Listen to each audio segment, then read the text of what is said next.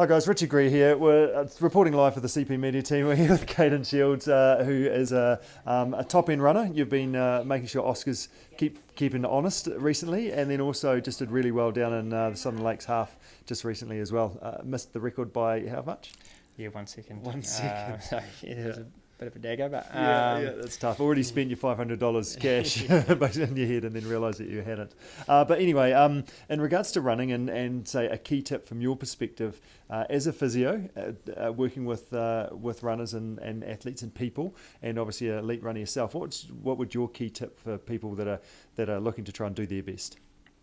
Yeah, I think the most important thing is that we are all humans, and so we're not just robots and we're not just athletes, and so and amongst our training, training is only 10% of our life. The rest of the time we've got family and work going on outside, and even us elite distance runners, we work. I mean, Oscar runs the shop. I'm a full-time physiotherapist, and so we run up to 12 hours a week, and so to be able to do that and do that regularly, and I'm coming up nearly 2 years now of over 120 kilometres a week. Right.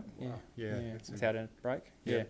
And so, but to be able to do it, I've really had to make sure that my life can sustain that. And so I think, the biggest thing I preach to a lot of young athletes and a lot of patients I treat is sustainability. Yep. It's one of the words I really, really like to use because everybody understands its meaning, but and it's applicable to different situations. But I think the most important thing is that, when we're training, we've got to be able to make sure that we can consistently achieve our training goals week to week, and so our training goals have to be realistic in that circumstance, and we have to take into account that we are doing these other things outside of running that will influence our energy levels and our recovery time from our running. So making sure that your training fits around those things is really important, not trying to fit life around training. Yes, that's right.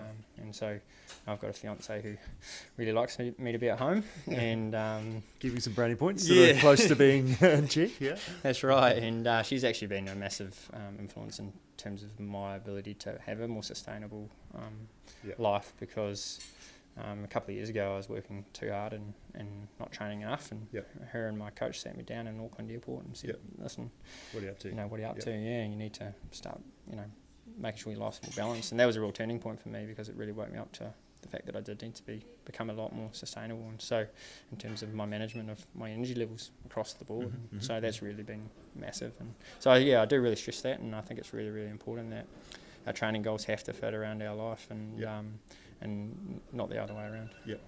Perfect. So finally, what's your next goal? What's the next thing on the cards? I've got Gold Coast Marathon in July. Perfect. So I'm aiming quite high there. Cool. With the view of doing what? I'd like to run under 2:16, which is the World Champs qualifier. So that's my goal, and I think I can achieve that. So it's quite exciting. Yeah, perfect. Well, all the best. I wish you well, and we'll be looking forward to following your progress. And thanks for your words of wisdom, Caden. Thank you. Cheers.